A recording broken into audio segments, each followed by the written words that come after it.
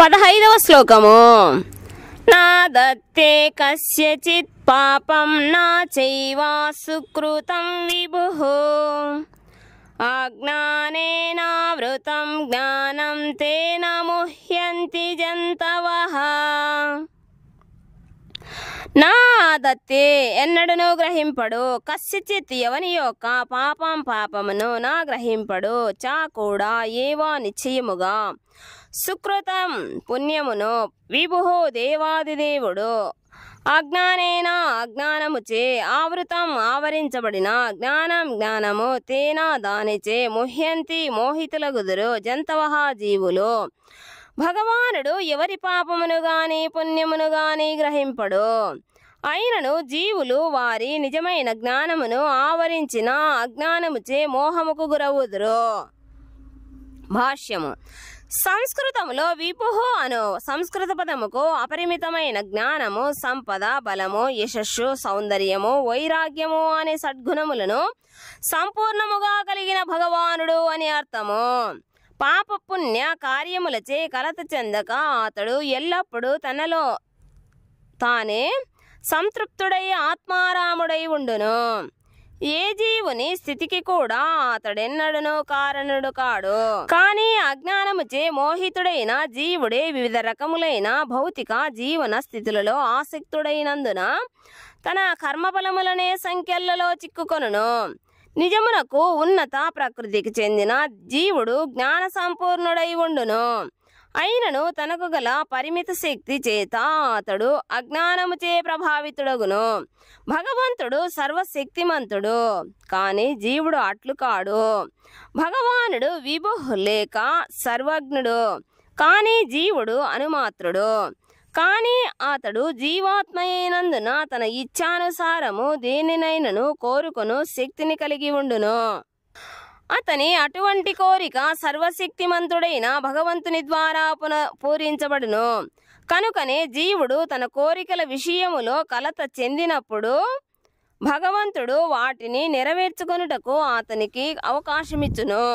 కానీ జీవుడు వాంఛించినట్టి ప్రత్యేక పరిస్థితిలోని కర్మలకు గాని ఫలములకు గాని భగవానుడు ఎన్నడూనూ బాధ్యుడు కాడు.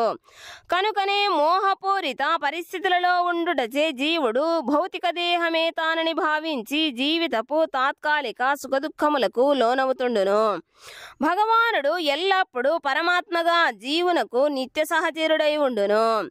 అందుకే ఏదైనా పుష్పముకు దగ్గరగా ఉన్నప్పుడు దాని సువాసనను ఎవరైనా ఆఘ్రానించగలిగినట్లుగా అతడు జీవాత్మ కోరికలన్నింటినీ గ్రహించగలుగును. నిజమునకు కోరిక అనేది జీవునకు సూక్ష్మరూప బంధమైనను జీవుల అర్హతలను అనుసరించి భగవానుడు వారి కోరికలను తీర్చుతుండును. ఈ విధముగా మానవుడు కోరుట, భగవానుడు దానిని తీర్చుట జరుగుతుండును. అనగా మానవుడు తన కోరికలను నెరవేర్చుకొనుటలో సర్వశక్తిమంతుడు కాడు. అయినను భగవానుడు తన కోరికలనన్నింటినీ నెరవేర్చుకోగలుగును. అతడు ప్రతి ఒక్కరి పట్ల తటస్థుడై ఉండుట చేత స్వల్ప స్వాతంత్ర్యమును కలిగినట్టి జీవుల కోరికలతో అతడు ఎట్టి జోక్యమును చేసుకొనడు. అయినను శ్రీకృష్ణుని పొందవలనని ఎవరైనను వాంఛించినచో ఆ దేవాది దేవుడు వారి పట్ల ప్రత్యేక శ్రద్ధను కనబరిచి వారు తనను పొంది శాశ్వత ఆనందమును అనుభవించున్నట్లుగా వారి కోరికను వృద్ధి చేస్తూ ప్రోత్సహించును. కనుకనే వేద మంత్రములు ఇట్లు చెబుతుండెను. ఏషా ఊహ్యేవ సాధు కర్మ కారయతి తం యమేభ్యో లోకేభ్యో ఉన్నినీషతే. ఏషా ఊయేవా సాధు కర్మ కారయతి తం యమధో నినీషతే. జీవుడు ఉద్ధరించబడినట్లు భగవంతుడు అతనిని పుణ్యకార్యములలో నెలకొల్పును. అట్లే అతడు నరకమునకు పోవునట్లుగా భగవంతుడు అతనిని పాపకార్యములలో నెలకొల్పును. కౌశీతకి ఉపనిషత్తు 3:8. అగ్నో జంతురనీషో యమాత్మనః సుఖ దుఃఖయోః ఈశ్వర ప్రేరితో గచ్చేత్ స్వర్గం వా స్వభ్రమేవ చ జీవుడు తన సుఖదుఖములలో పూర్తిగా పరతంత్రుడై ఉండును. వాయువుచే మేఘము కదులునట్లుగా అతడు భగవంతుని సంకల్పముచే స్వర్గముకు గాని నరకముకు గాని ప్రయాణించును. మహాభారతము 3:31-273. కృష్ణ చైతన్యముకు దూరముగా ఉండవలనను చిరకాల వాంఛచే జీవుడు స్వయముగా మోహముకు గురవుతుండును. దానికి ఫలితముగా జీవుడు సహజముగానే నిత్యుడు, ఆనంద స్వరూపుడు, జ్ఞాన సంపూర్ణుడు అయినప్పటికీ తన అల్పస్థితి చేత భగవానునికి సేవ చేయుట అను తన సహజ నిజస్థితిని మరిచి అజ్ఞానముచే జీవుడు బద్ధుడవుతుండెను. అట్టి అజ్ఞానవశాత్తు జీవు తన బద్ధజీ స్థితికి భగవంతుడే కారణమని భావించును. వైషమ్యానైర్ఘృణ్యేన సాపేక్షత్వాత్ తదా హి దర్శయతి. భగవానుడు పైకి ద్వేషిస్తున్నట్లుగా లేదా ప్రేమిస్తున్నట్లుగా కనిపించినను నిజమునకు అతడు ఎవరిని ద్వేషించుటగాని ప్రేమించుటగాని చెయ్యడు అని వేదాంత సూత్రము 2:1-34లో కూడా ఈ విషయమునే నిర్ధారించి చెబుతుండెను. 16వ శ్లోకము. జ్ఞానేన తు తదజ్ఞానం యేషాం నాసితమాత్మనః తేషామాదిత్యవత్ జ్ఞానం ప్రకాశయతి తత్పరం. జ్ఞానేన జ్ఞానము చేతు కాని తత్ ఆ అజ్ఞానం అజ్ఞానము ఏషాం ఎవరి యొక్క నాశితం నశింపజేయబడినదో ఆత్మానః జీవుని యొక్క తేషాం వారి ఆదిత్యవత్ ఉదయించు సూర్యుని వలె జ్ఞానం జ్ఞానము ప్రకాశయతి ప్రకాశింపజేయును తత్పరం కృష్ణ చైతన్యము. మానవుడు అజ్ఞానమును నశింపజేయు జ్ఞానముచే ప్రకాశవంతుడైనప్పుడు పగటిపూట సూర్యుడు సర్వమును ప్రకాశింపజేయునట్లు అతని జ్ఞానము సమస్తమును వెల్లడి చేయును. భాష్యము.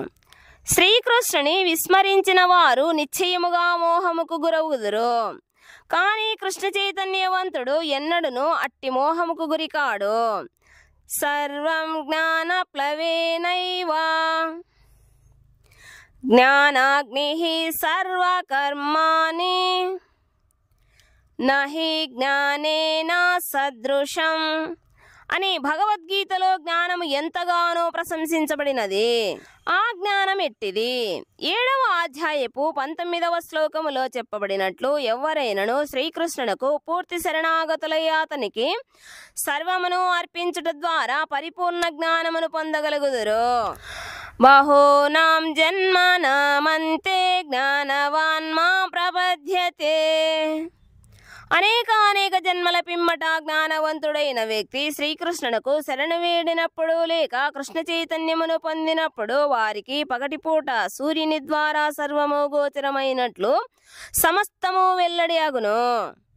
నిజమునకు జీవులు అనేక రకములుగా భ్రాంతికి గురవుతుందురు.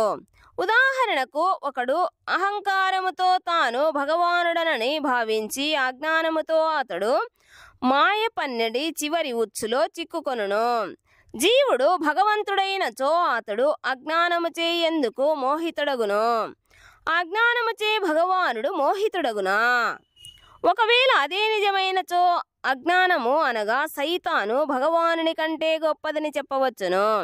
పరిపూర్ణుడైన కృష్ణ చైతన్యవంతుని నుండే వాస్తవ జ్ఞానము లభించును. కనుకనే మానవుడు అట్టి ప్రామాణికుడైన ఆధ్యాత్మికాచార్యుని అన్వేషించి అతని నిర్దేశములో కృష్ణ చైతన్యము అనగానేమిటో ఎరుగవలెను. ఎందుకనగా సూర్యుడు అంధకారమును తరిమివేసినట్లుగానే కృష్ణ చైతన్యము అజ్ఞానమంతటిని నిశ్చయముగా పారద్రోలగలదు. కానీ ఒక వ్యక్తి తాను ఈ దేహమును కాదని ఈ దేహముకు అతీతుడననే పరిపూర్ణ జ్ఞానములో ఉన్నప్పటికీ ఆత్మ మరియు పరమాత్మనకు నడుమగల భేదమును అతడు గుర్తించలేకపోవచ్చును. అయినను ఎవరైనను ప్రామాణికుడు పరిపూర్ణ కృష్ణ చైతన్యవంతుడైనట్టి ఆధ్యాత్మికాచార్యుని ఆశ్రయించినచో అతనికి సర్వము విదితము కాగలదు.